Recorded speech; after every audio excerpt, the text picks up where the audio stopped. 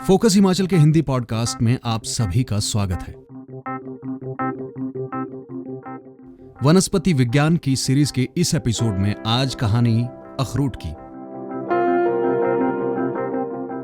हिमाचल में 500 साल पुराने अखरोट के पेड़ पर अमेरिका बन गया वॉलनट किंग।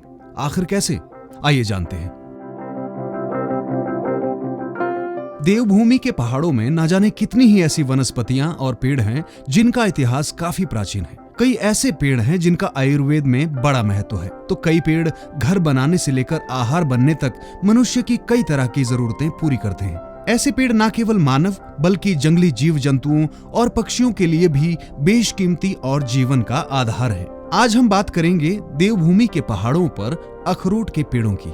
हिमाचल प्रदेश में अखरोट के ऐसे सैकड़ों पेड़ हैं जिनकी उम्र 400-500 साल के बीच है, लेकिन आज अमेरिका के कैलिफोर्निया को वॉलनट किंग कहा जाता है और कैलिफोर्निया ने महज 30 साल में वॉलनट किंग बनने का खिताब पाया है, जबकि हिमाचल में 500 साल तक के उम्र के अखरोट के पेड़ आज भी मौजूद हैं और आज भी ये विशालकाय पेड़ फल दे रहे हैं। कैलिफोर्निया का मौसम अखरोट की खेती के लिए दुनिया का सबसे बेहतरीन मौसम माना जाता है। हिमाचल प्रदेश के बहुत बड़े भूभाग की जलवायु भी कैलिफोर्निया के जैसी ही है। अखरोट के व्यावसायिक उत्पादन में इस वक्त कैलिफोर्निया का जादू चल रहा है और अखरोट के निर्यात में अमेरिका टॉप पर है। हिमाचल प्रदेश के किसान बागवान अमेरिका से पहले अखरोट की बागवानी करना जानते हैं, लेकिन इसके बावजूद हिमाचल प्रदेश में अखरोट की व्यावसायिक खेती अभी तक अपने शैशव काल में ही है। वहीं बागवानी विशेषज्ञों का कहना है कि हिमाचल प्रदेश में अखरोट की खेती के लिए धरातल पर गंभीर प्रयास हुए होते तो प्रदेश की आर्थिकी में अखरोट का सेब के मुकाबले बराबर का योगदान होता।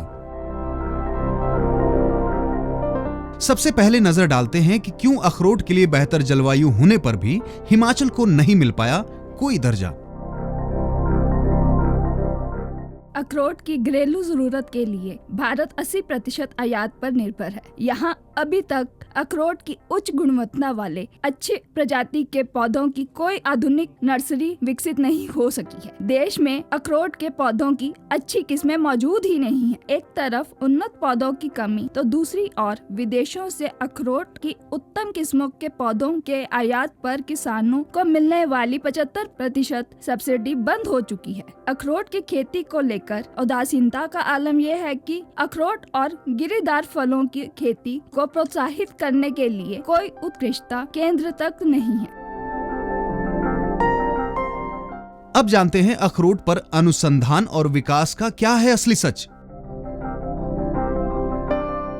सच किसी से छुपा नहीं है कि अखरोट की उत्तम किस्मों के विकास में हमारे अनुसंधान संस्थानों की भूमिका फिसड्डी रही है। Central institute of temperate horticulture यानी CITH श्रीनगर की जिम्मेदारी देश के लिए अखरोट की नई किस्मों को विकसित करना है। यहाँ हर साल महज 3 से 5 हजार अखरोट के पौधे तैयार होते हैं। पौधों की इससे ज्यादा खपत तो अकेले कश्मीर में है। भारतीय कृषि अनुसंधान संस्थान के शिमला केंद्र ने भी पूसा खोड़ किस्म विकसित करने का दावा किया था, लेकिन अभी तक बड़े स्तर पर पौधों का उत्पादन शुरू नहीं हो पाया है। डॉक्टर YS परमार बागवानी व वानिकी विश्वविद्यालय नौणी के फल विज्ञान विभाग के प्रयास भी अभी तक आरंभिक चरण में है। अब जरा गौर करते हैं, आखिर हमें क्यों है फ्रांस और अमेरिका से सीखने की जरूरत। आज अखरोट उत्पादन एवं उसके शोध और विकास के क्षेत्र में फ्रांस अग्रणी देश है और अमेरिका वॉलनट एक्सपोर्ट का नया किंग है। फ्रांस और अमेरिकी अखरोट के पेड़ छोटे होते हैं और 3 साल में फल देने लगते हैं।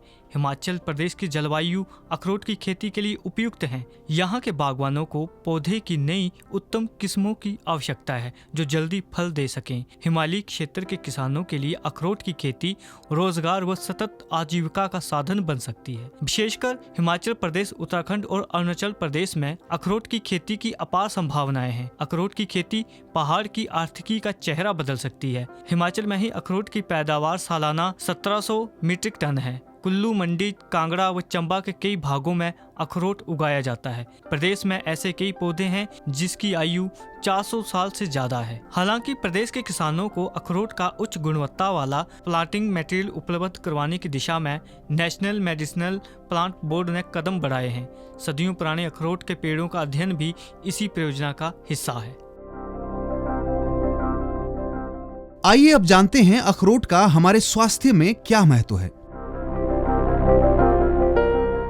सर्दियों में अखरोट स्वास्थ्य के लिहाज से बहुत ही अच्छा माना जाता है।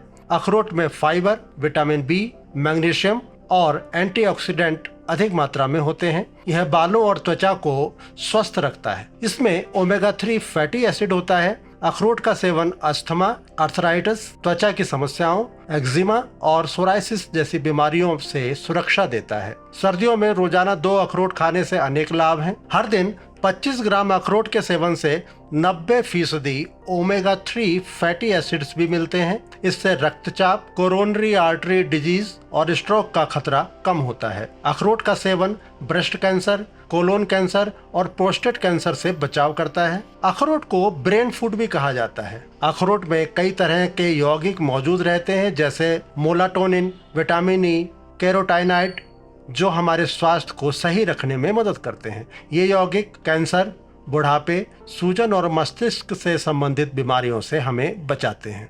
अखरोट में प्रचुर मात्रा में विटामिन ई मौजूद रहता है। विटामिन ई शरीर को हानिकारक ऑक्सीजन से सुरक्षा देता है। विटामिन ई के अलावा इसमें और भी जरूरी विटामिन मौजूद होते हैं, जैसे विटामिन बी कॉम्प्लेक्स समूह के riboflavin, niacin, thiamine, pantothenic acid, vitamin B6 और फोलेट्स।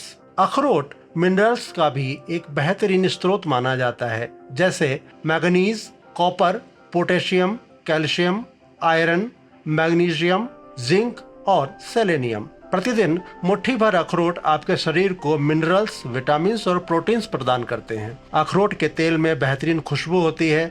यह तेल त्वचा के सूखेपन को दूर करता है। अखरोट से शरीर का वजन घटाने में भी मदद मिलती है। हिमाचल में अखरोट की कुल्लू, चंबा, मंडी, सिरमौर और कांगड़ा के कुछ जगहों में पैदावार होती है। यदि हिमाचल में अखरोट की पैदावार के लिए गंभीरता दिखाई जाती है, तो अखरोट की खेती पहाड़ की आर्थिकी का चेहरा बदल सकती है।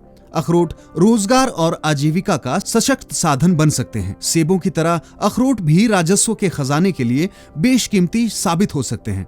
महज 30 साल की अखरोट की खेती से अगर अमेरिका का कैलिफोर्निया वॉलनट किंग बन सकता है, तो हिमाचल में तो कई 100 साल पुराने पेड़ आज भी फल दे रहे हैं। और अखरोट के लिए हिमाचल की जलवायु भी कैलिफोर्निया के जैसी ही है। ऐसे में जरूरी है गहन अध्ययन कर हिमाचल में अखरोट की खेती की अपार संभावनाएं ढूंढने की और आजीविका का सशक्त साधन बनाने की, ताकि अखरोट पहाड़ों के स्वास्थ्य और आजीविका का संबल बन सके।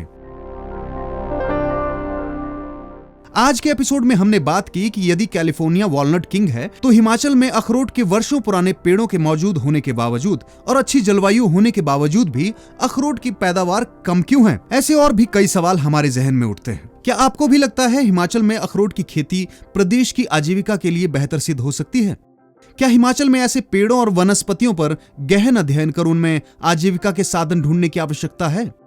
क्या पहाड़ों में प्राकृतिक संसाधनों से रोजगार की अपार संभावनाएं हैं?